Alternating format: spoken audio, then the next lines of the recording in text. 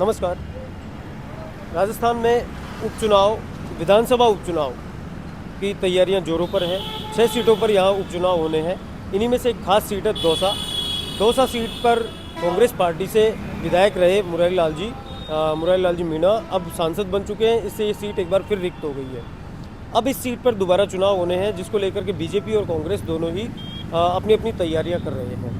Bharatiya Janata party हालांकि अपनी जीत को लेकर थोड़ी आश्वस्त दिख रही है, क्योंकि उसे लगता है कि सरकार उनकी है और जो पार्टी के सभी कार्यकर्ता हैं वो एकजुट हैं। इसी सिलसिले में हमने पार्टी के कुछ कार्यकर्ताओं से बातचीत की है कि भारतीय जनता पार्टी के से जुड़े हुए जो कार्यकर्ता हैं उनका क्या कहना है।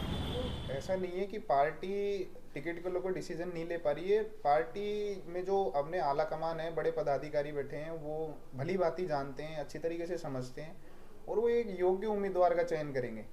और हम उम्मीदवार ऐसा चाहते हैं कि जो हमारे लोकल हो, युवा हो और शहर की जो समस्याओं को जानते हों, यहाँ शहर में शुरू से रहे हों, हम लोगों के बीच में रहे हों, जिससे कि कोई भी लोग जाके उनके पास आसानी से खुद की समस्या बता सके और वो उस समस्या का समाधान हमारे आराम से कर सके।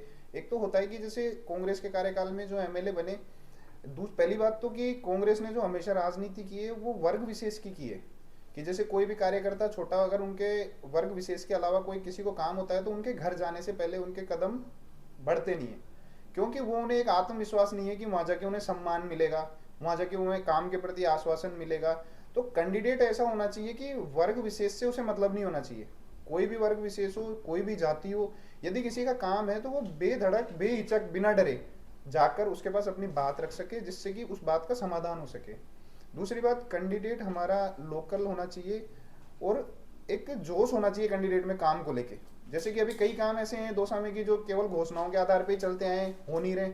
अभी बारिश का मौसम चल रहा है, बारिश के मौसम की अपन बात करें तो इतना जल भरा हुआ है जगह जगह पे, ना कोई सेफ्टी टैंकों की व्यवस्था है, न पानी के निकास की व्यवस्था है। मैंने आपको बोला ना कि जो कि पहले की जो राजनीति होती आई है, यहाँ पे कांग्रेस का हमेशा से वर्चस्व रहा है।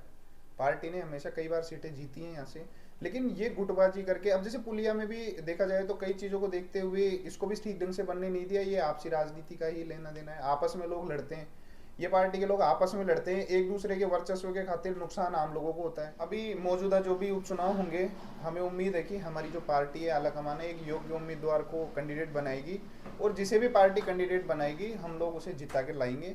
ये हम लोग पूरी पूरी कोशिश करेंगे और हम इस कैंडिडेट को जिता कर लाएंगे। दूसरी बात, जितने भी विकास के आयाम होंगे दौसा में, जो भी आम लोगों की जरूरतें होंगी, वो हमारा जो कैंडिडेट है वो भारतीय जनता पार्टी का वो पूरी करेंगे और लोगों की उम्मीदों पर खरे उतरेंगे। और हम भारतीय जनता पार्टी युवा मोर्चा की तरफ से ये आश्वासन देते हैं हाईकमान को कि जिसको भी पार्टी टिकट देगी हम उसे जिता कर लाएंगे पूरी जोर शोर के साथ। अगर अपन दौसा की वर्तमान स्थिति की बात करें तो अभी पिछले शासनकाल में भी जैसे यहाँ पे कांग्रेस से विधायक रहे, तो यहाँ पे कांग्रेस के कार्यकाल में थोथी घोषणाएं तो बहुत हुई है हमारे मतलब जिले में।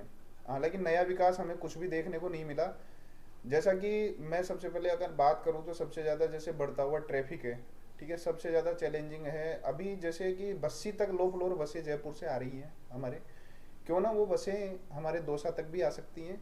और इसको लेकर हम लोगों ने अभी ये योजना भी बनाई है, हमारे संयोजक जी से भी बात हुई है हमारी। हम लोग मुख्यमंत्री जी के नाम एक ज्ञापन देंगे जिससे लो फ्लोर बसें हमारे दौसा तक अवेलेबल हों, जिससे हमारी यात्रा और भी सुगम हो। जो लोकल लोग हैं, अप डाउन करने वाले लोग हैं यहाँ से दौसा में, ऐसे लोग जो कि जयपुर जाके डेली रोजमर्रा के काम के लिए जाते हैं, उन लोगों के लिए यातायात सुगम होना चाहिए।